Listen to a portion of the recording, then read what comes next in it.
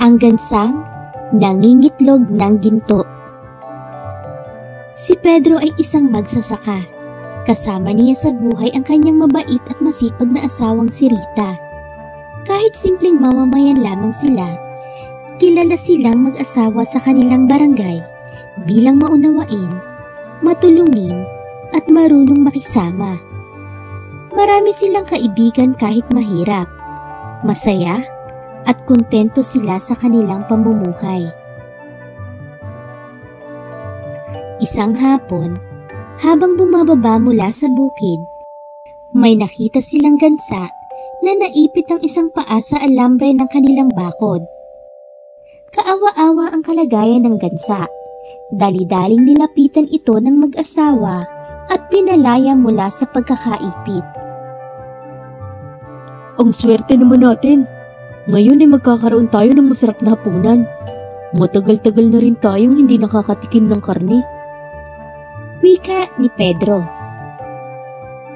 Ngunit laking gulat nila nang biglang magsalita ang gansa. Pakiusap, huwag niyo akong patayin. May kakaiba akong kakayahan. Nangingitlog ako ng ginto. Kayang-kaya ko kayong payamanin kung aalagaan ninyo ko, sabi nito.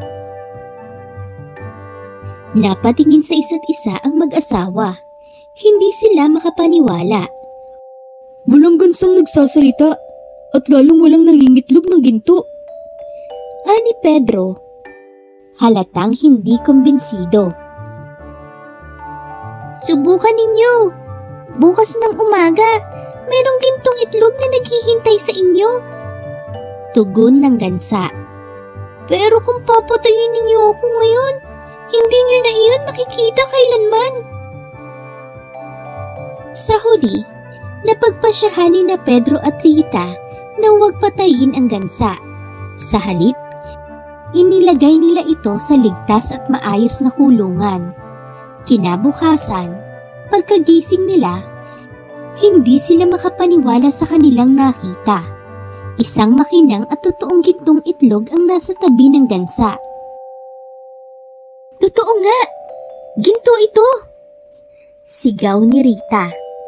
Niyakap niya ang gansa ng mahigpit. Hulog ka ng langit sa amin! Masaya rin ang gansa. Sa kaloob-looban nito, gusto nitong tulungan ang mabait na mag-asawa. Noon din ay nagtungo sina Pedro at Rita sa lungsod. Ipinagbili nila ang gintong itlog sa isang alahero. Kung may katulad pa kayo nito, bibilhin ko lahat. Anang alahero. Dahil sa pera, unti-unting nagbago ang kanilang buhay. Gumawa si Pedro ng magandang kulungan para sa gansa. Si Rita naman ay naghanda ng malambot na pugad at sariwang pagkain araw-araw. Ngayon, nakakakain na sila ng masarap na pagkain. Nakapagsusuot pa sila ng magagarang damit. Laking pagtataka ng mga kapitbahay kung paano sila yumaman. Ngunit dahil sa takot na mabunyag ang kanilang lihim, unti-unti nilang iniwasan ang kanilang mga kaibigan. Araw-araw, may bagong gintong itlog ang gansa. Pero habang lumilipas ang mga araw, napansin ni na Pedro at Rita na paliit ng paliit ang itlog. Bakit ganito? Hindi na tayo kikita kung ganito kaliit ang itlog mo. Reklamo ni Pedro. Hindi na kasi ako nakakakain ng maayos. Nanginginain lang ako ng kung ano-ano sa bakuran. Sagot ng gansa.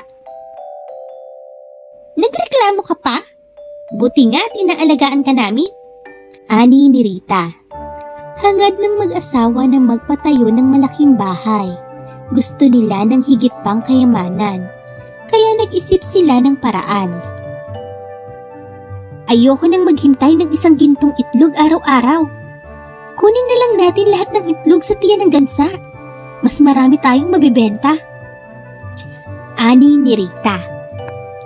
Mabuti pa nga. Tugon ni Pedro. Ngunit narinig ng gansa ang kanilang balak. Nalungkot ito. Hindi niya inaasahan na ang kabutihang loob niya ay gagantihan ng kasakiman. Kinabukasan, naglaho ang gansa.